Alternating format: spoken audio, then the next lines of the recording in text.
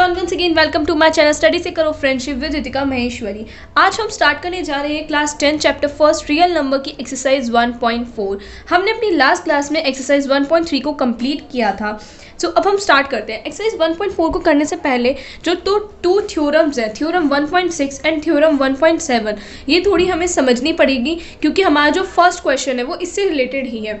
आइए अब हम इसे थोड़ा क्लियर करते हैं। थ्योरम 1.6 अब हमसे क्या कह रही है, let x equals to p by q. X को हम p बाय क्यू लेते हैं, बी अ रेशनल नंबर। हमने मान लिया कि p बाय क्यू जो है वो एक रेशनल नंबर है, such that the prime factorization of q is of the form. p हमने क्या माना है, p बाय क्यू की फॉर्म में लिया, यानी कि p यहाँ पर क्या है हमारा न्यूमरेटर एंड q हमारा है डिनोमिनेटर।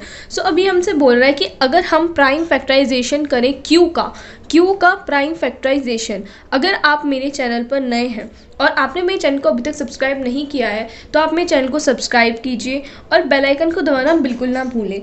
मैंने अपनी प्राइम फैक्टराइजेशन के बारे में अपने प्रीवियस लेक्चर्स में बता रखा है, मैं उसकी वीडियो भी डिस्क्रिप्शन बॉक्स में आप लोगों के साथ शेयर कर दूंगी ताकि आप इस बारे में समझ सकें। The prime factorization of q is of the form 2n 5m। हमें q का प्राइम फैक्टराइजेशन कुछ इस तरीके से करना है ताकि वो 2n 5m की फॉर्म में आए, यानी कि उसकी जो फैक्टराइजेशन जब हम करेंगे वो या तो 2 की पावर समथिंग हो या 5 की पावर समथिंग हो, यानी कि 2 और 5 ही होने चाहिए। अगर उससे अदर है तो वो अब आगे पढ़ते हैं। चलिए, 2n 5m होनी चाहिए, where n and m are non negative integer. n और m जो नॉन नेगेटिव इंटीजर्स होने चाहिए, यानी कि इन द सेंस अगर 1 2 3 वो कुछ भी हो सकता है, लेकिन अगर यहाँ पर -1 -2 -3 आ गया तो ऐसा नहीं होना चाहिए। 1 2 3 कुछ भी चलेगा, लेकिन नॉन नेगेटिव इंटीजर्स होने चाहिए, यानी कि नेगेटिव इंटीजर्स नहीं होने चाहिए। Then x has a decimal expansion which terminates, यानी कि x का जब हम डेसिमल एक्सपेंशन करेंगे, यानी कि जब हम इसे सॉल्व करेंगे और आगे जाकर अगर डेसिमल्स में वैल्यू आती है तो वो टर्मिनेटिंग होंगे। यानी कि अब आपने अगर सुना हो तो रेशनल नंबर्स क्या होते हैं, टर्मिनेटिंग और नॉन टर्मिनेटिंग दोनों होते हैं। तो यहाँ पर बेसिकली बताया जा रहा है कि टर्मिनेटिंग कौन से होंगे। टर्मिनेटिंग वो नंबर्स होंगे जिनका जो डिनोमिनेटर है उसके जो प्राइम फैक्टर, जब वो डिनोमिनेटर का प्राइम फैक्टराइजेशन करें तो वो 2n या 5m की फॉर्म में आने चाहिए। तो 2 होना चाहिए या तो 5 होना चाहिए उसके फैक्टर में। अगर 2 5 के अलावा भी कोई और नंबर हुआ तो ये हमारा नॉन टर्मिनेटिंग हो जाएगा, टर्मिनेटिंग नहीं रहेगा। ठीक है, अब इसी के साथ 1.7 है, 1.7 में ये नॉन टर्मिनेटिंग को क्लियर कर रहा है। तो ये भी कह रहा है कि p बाय क्यू की फॉर्म में होना चाहिए, रेशनल नंबर होगा। ठीक है, such that the prime factorization of q, अगर हम q की प्राइम फैक्टराइजेशन करें तो इज़ नॉट, यहाँ पर इसने लगाया है not of the form 2n 5m, यानी कि 2n 5m की फॉर्म में नहीं होना चाहिए। यानी कि 3 4 5 6 7 कुछ भी इसके फैक्टर्स हो सकते हैं, लेकिन 2n और 5m नहीं होने चाहिए। Where n m are non negative integers, यहाँ की इसमें क्या है ये बता दिया कि नॉन नेगेटिव इंटीजर्स है, -1 -2 -3 ऐसा कुछ भी नहीं है। Then x has a decimal expansion which is non terminating repeating, यानी कि अगर हम x का डेसिमल एक्सपेंशन करेंगे तो वो नॉन टर्मिनेटिंग या रिपीटिंग होगा, या तो वो एक जगह पे आके ख़त्म हो जाएगा, नहीं तो बार बार रिपीट होता रहेगा। एग्जाम्पल अगर मैं आपको दूँ 3.3333333 चलता जा रहा है, रिपीट होता जा रहा है, तो ये नॉन टर्मिनेटिंग हो गया। यहीं अगर कोई ऐसी वैल्यू हो जैसे कि 4.279, बस यहाँ के रुक गया, तो ये होते हैं हमारे टर्मिनेटिंग नंबर्स। और इसके बारे में मैंने अपने फर्स्ट लेक्चर, यानी कि जिसमें मैंने आपको इंट्रोडक्शन दिया है रियल नंबर का, उसके अंदर भी मैंने आपको क्लियर किया है कि टर्मिनेटिंग और नॉन टर्मिनेटिंग क्या होते हैं। तो अब मैं उसका लिंक भी आपको डिस्क्रिप्शन बॉक्स में शेयर कर दूंगी, तो आप वहाँ से भी मेरी टर्मिनेटिंग और नॉन टर्मिनेटिंग को समझ सकते हैं विद एग्जाम्पल्स। अब हम अपना स्टार्ट करते हैं एक्सरसाइज को। एक्सरसाइज 1.4 का क्वेश्चन नंबर 1 हमसे क्या कह रहा है, without actually performing the long division, यानी कि बिना लॉन्ग डिवीजन, इनकी पूरा बड़ा लंबा चौड़ा डिवाइड करने की बजाय state whether the following rational numbers will have terminating decimal expansion और a non terminating repeating decimal expansion. यानी कि अब हमें बताना है कि टर्मिनेटिंग है या नॉन टर्मिनेटिंग है अगर हम इनका डेसिमल एक्सपेंशन करते हैं तो इसमें मैं आपको सिर्फ 5 कराऊंगी स्टार्टिंग के, बाकी के 5 आप खुद करके एक बार घर पे देखिएगा। अगर आपसे हो जाते हैं तो वेल एंड गुड, और अगर आपसे नहीं होते तो आप मुझे कमेंट सेक्शन में कमेंट करके बोल सकते हैं कि आपसे जो ये क्वेश्चन नहीं हुआ है, तो मैं आपको वही क्वेश्चन उसके लिए एक सेपरेट वीडियो बना दूंगी। अब हम इसके फर्स्ट पार्ट को स्टार्ट करते हैं। 13 अपॉन में 3125 हमें दे रखा है पहला। तो हमने क्या किया, अब जैसे कि हमने पीछे ही पढ़ा कि अगर हमें कोई भी नंबर जानना है कि वो टर्मिनेटिंग है या नॉन टर्मिनेटिंग है, तो हमें उसके डिनोमिनेटर का सबसे पहले तो हमें डिनोमिनेटर का प्राइम फैक्टराइजेशन करना होता है। तो हमने डिनोमिनेटर का ही प्राइम फैक्टराइजेशन किया। आप भी कर देख सकते हैं। अगर मैं यहाँ पर करके दिखा देती हूँ आपको, 3125 है, अगर मैं इसका करके देखती हूँ तो कितना आएगा, 625 5 1 2 5 5 25 5 5 5 1। तो अब आपने देखा कि यहाँ पर कितनी बार आ गया, 5 टाइम्स 5 आ गया, यानी कि 5 की पावर 5।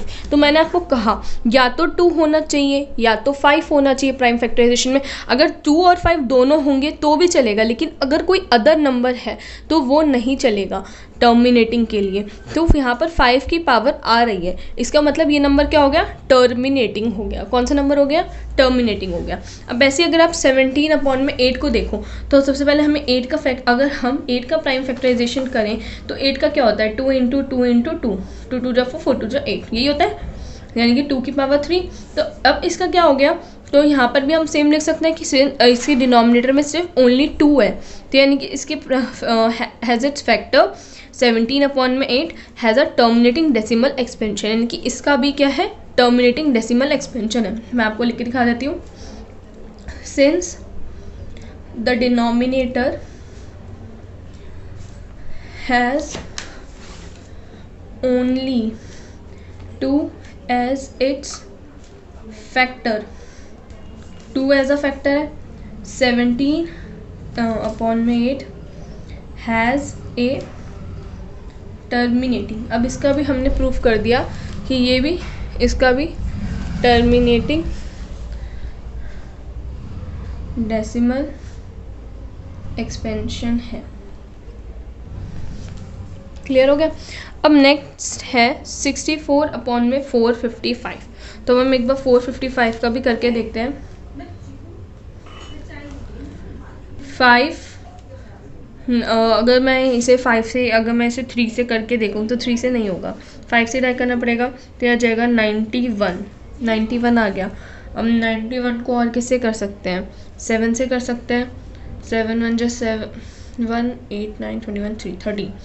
तो अब अगर हम इसके फैक्टर देखें 455 के, तो क्या फैक्टर है, 5 इंटू 7 इंटू 13। इसमें 5 तो आ रहा है बट साथ में क्या आ रहा है, 17 और 13। अभी हमने पीछे कंडीशंस पढ़ी हैं कि अगर हमारा अगर क्यू का प्राइम फैक्टराइजेशन 2 और 5 की फॉर्म में आता है तो ही वो टर्मिनेटिंग है, अदरवाइज वो नॉन टर्मिनेटिंग है।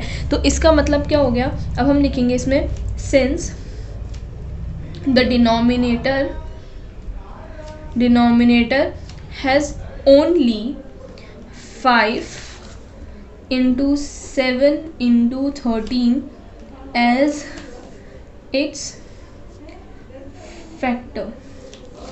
इससे क्या होगा, 65 and 45 is नॉन टर्मिनेटिंग, ये लिख देंगे हम नॉन टर्मिनेटिंग। अब अगला है 15 अपॉन में 1600। तो अब हम 1600 का एक बार करके देख लेते हैं।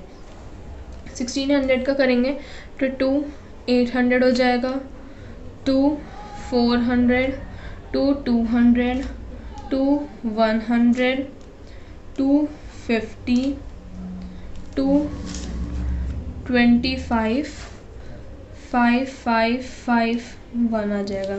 तो यानी कि इसके जो 1600 के जो फैक्टर्स होंगे क्या होगा, 2 कितनी बार आ रहा है, 1 2 3 4 5 6 टाइम आ रहा है, 2 की पावर 6 इंटू 5 की पावर 2 है, ये इसके फैक्टर है। अब हमने इसमें देखा 1600 जो है 2 की पावर 2 और 5 की फॉर्म में है। इट्स मीन ये क्या हुआ, ये हमारा टर्मिनेटिंग हुआ। यहीं अगर हम बात इसका भी लिख देते हैं हम, सिंस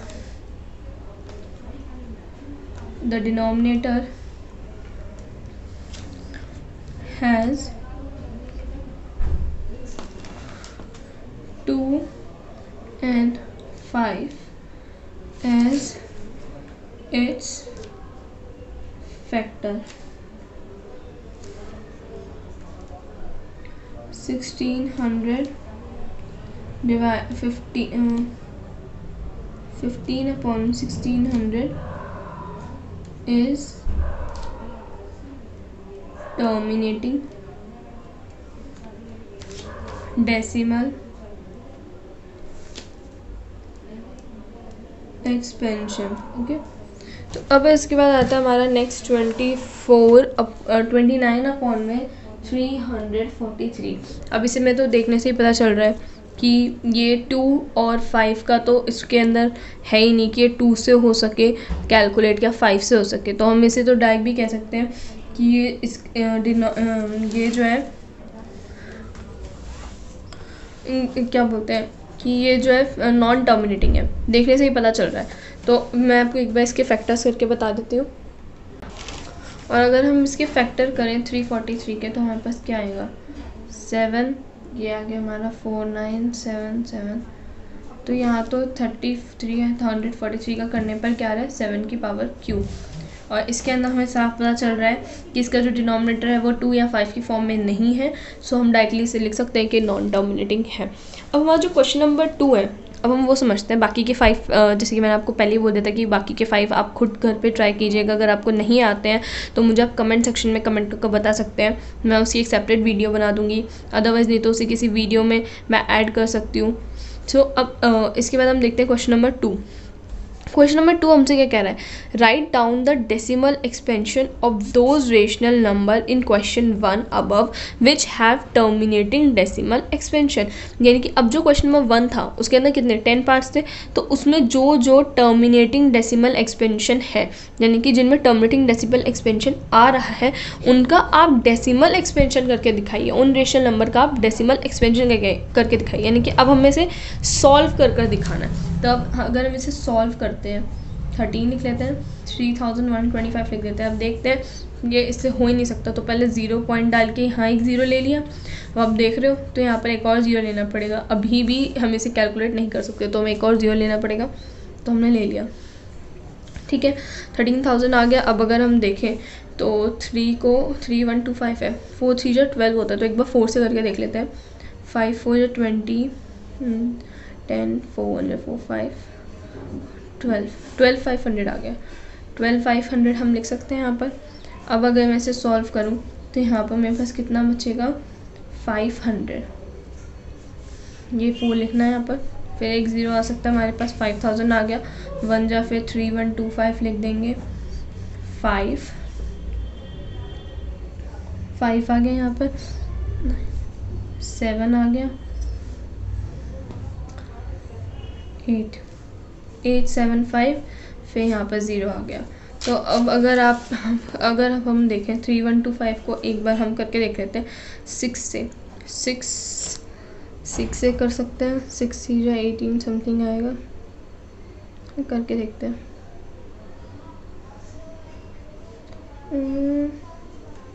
6 5 जो 30, 6 2 जो यहाँ पर 1 भी आएगा, तो 18, हाँ 18 हो सकता है। 6 3 जो अगर देखें तो 30, 6 2 जो 12 15 5 1 का 6 1 6 7 6 3 जो 18, तो आ गया 18750। तो हम यहाँ लिख सकते हैं 6 जो 18750। तो यानी कि हमने अब इसका डेसिमल एक्सपेंशन करके दिखा दिया। आप ऐसे ही बाकी सबका कर लीजिएगा, जितने भी जो नंबर हमारे दे रखे हैं और जो नॉन टर्मिनेटिंग है, जो टर्मिनेटिंग है, हमें उनका डेसिमल एक्सपेंशन करना है। तो आप ये एक बार खुद कीजिएगा, अगर आपको किसी का ना करने आए तो आप मुझे कमेंट सेक्शन में कमेंट करके बता सकते हैं। हम बढ़ते हैं अपने नेक्स्ट क्वेश्चन की तरफ। हमसे हमारा नेक्स्ट क्वेश्चन क्या बोल रहा है कि हमें रियल नंबर्स दे रखे हैं कुछ, उनके डेसिमल एक्सपेंशन करके दे रखे हैं।